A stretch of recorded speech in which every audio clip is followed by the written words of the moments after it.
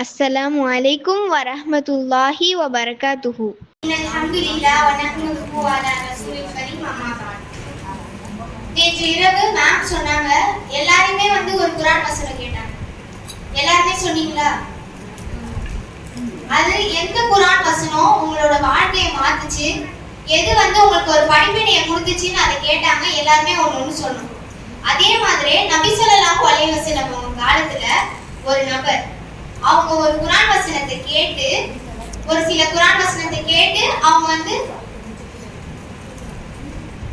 ஒரு சில குர்ஆன் வசனத்தை கேட்டு அவங்களோட வாழ்க்கையே மாறி அவங்க சொர்க்கத்துக்கு போனாங்க. அந்த கதையை தான் இப்ப பார்க்கணும். அவரோட பெயர் அப்துல் உஸா. அவர் ஒரு முஸ்லிம் இல்லாதவர். அவரோட ஊர்வாசி எல்லாருமே சிலையை வணங்குவாங்க. அவர் 16 வயதிலேயே அவர் வெளிநாட்டில இருந்து ஆடையை வர வச்சுதான் அவர் போட்டுக்கிட்டாரு. ஒட்டகம், குதிரை எல்லாமே இருக்கும். அவர் மிகப்பெரிய செல்வந்தர். அவர் அவரோட சிறிய தந்தை கூட தான் வாழ்ந்தாரு. ஒரு நாள் நபி தோழர்கள் எல்லாருமே மக்கால இருந்து மதீனா ஹிஜ்ரத் பயணம் போகும்போது குர்ஆன் வசனத்தை ஓதிக்கிட்டே போறாங்க.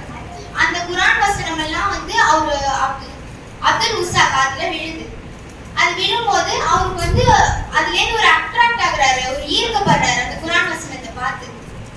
அவர் அந்த குர்ஆன் வசனத்தை கேட்டு கேட்டு கேட்டு அதை மனப்பாடமும் பண்றாரு.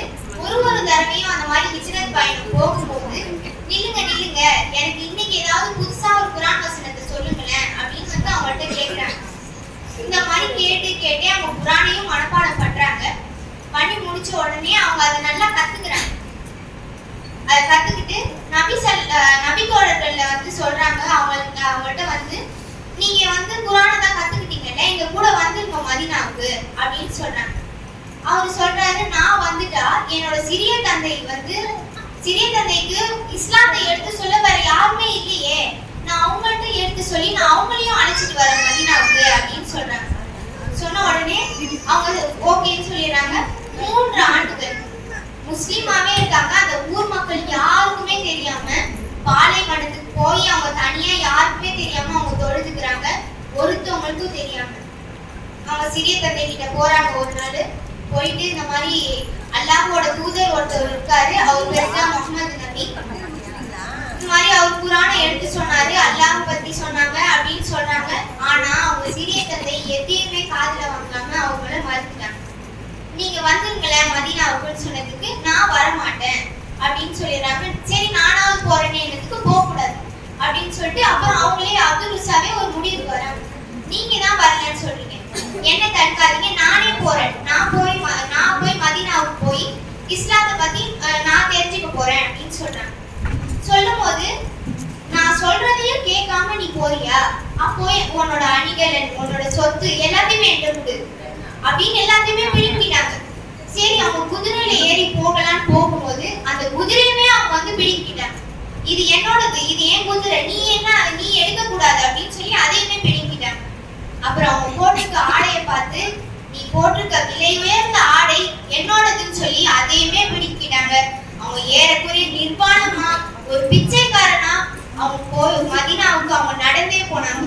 போகும்பொழுது அவங்க தெருவோரமா கிடந்த ஒரு கம்பளியை பார்த்து அதை 2ஆ கிழிச்சு அதை அவங்க மேல போட்டுக்கிட்டாங்க. போட்டுக்கிட்டு நடந்தே போறாங்க மதீனாவுக்கு. முஹம்மது நபியோட இடத்துல போயிட்டு அங்க அவங்க நபி தோழர்கள் எல்லாருமே உட்கார்ந்து இருக்கும் போது அவங்களும் பக்கத்துல போய் உட்கார்றாங்க. நபி ஸல்லல்லாஹு அலைஹி வஸல்லம் அவங்க பாக்குறாங்க, இது யாரு, இந்த நபர் யாரு, இவர் பார்க்க வித்தியாசமா இருக்காரு, இவர் ஏன் இந்த மாதிரி ஆடை அணிந்திருக்காரு அப்படின்னு சொல்லிட்டு அவரை கூப்பிட்டு கேக்குறாங்க. அவர் எல்லா விஷயத்தையுமே நடந்ததுல இருந்து முழுசா சொல்றாரு. இந்த மாதிரி சொன்ன உடனே அவங்களே ஆச்சரியப்பட்டு அந்த விஷயத்தை எல்லாத்தையுமே கேக்குறாங்க. கேட்ட உடனே அவர் நபி ஸல்லல்லாஹு அலைஹி வஸல்லம் அவங்க சொல்றாங்க, இனிமேட்டு உன் பேரு அப்துல் உஸா கிடையாது, அப்துல்லாஹுல் பிஜாதை, நான் உன் பேரை மாத்திட்டேன்னு சொல்லிட்டு அவங்க பேரையே மாத்திடுறாங்க. மாத்திட்டு 7 ஆண்டுகள் நபி கூடயே இருக்காங்க. இஸ்லாத்தை பரப்புறதுல இருந்து எல்லாமே அவங்க கூடயே போறாங்க, அவங்க கூடயே செய்றாங்க. 7 ஆண்டுகள் கழித்து ஒரு நாள் அவங்க மௌத்தாகுறாங்க. அவங்க மௌத்தான உடனே நபி ஸல்லல்லாஹு அலைஹி வஸல்லமே போயிட்டு அவங்களோட கபருக்கு அவங்களே தோன்றாங்க, அழுதுகிட்டே தோன்றாங்க. அந்த மாதிரி அவங்க யார் கபரையுமே தோன்றதே கிடையாது. அவங்க அழுதுகிட்டே அவங்களோட கபரை தோன்றாங்க. அப்துல் முசாவோட கபரை தோண்டி அவங்க நல்லடக்கம் செய்யும் போது துவா கேட்கிறாங்க. அல்லாஹ் இவரு கூட நான் சொர்க்கத்துல இருக்கணும்னு துவா கேட்டுட்டு அவங்கள அடக்கம் செஞ்சுறாங்க. இந்த கதையிலேருந்து நம்ம என்ன தெரிஞ்சுக்கணும்னா, செல்வம், சொத்து, பணம் எதுவுமே நமக்கு எல்லாமே இந்த இந்த இந்த உலகத்துக்கு மட்டும்தான். எதுவுமே நம்ம மௌத்தானதுக்கு அப்புறம் எதுவுமே வரப்போறது இல்லை.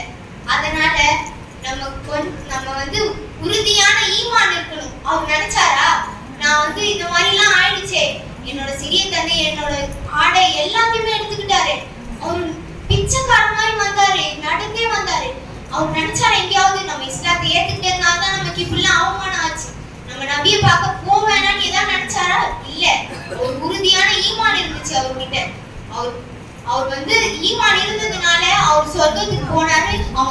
அவங்க நபி ஸல்லல்லாஹு அலைஹி வஸல்லம் அவங்க மௌத்தாறதுக்கு முன்னாடி சொன்னாங்க, நீ இந்த மாதிரிலாம் கஷ்டப்பட்டிருக்கியே, இவ்வளவு நீ தியாகம் பண்ணிருக்கிய அல்லாஹ்க்காக, உனக்கு அல்லாஹ் வந்து உயர்ந்த வீட்டையும் அழகான ஆடையையும் உனக்கு நீ நினைச்ச உணவையும் வந்து நீ விரும்பிய உணவையும் அல்லாஹ் நான் உனக்கு சொர்க்கத்துல தருவான் அப்படின்னு சொல்றாங்க.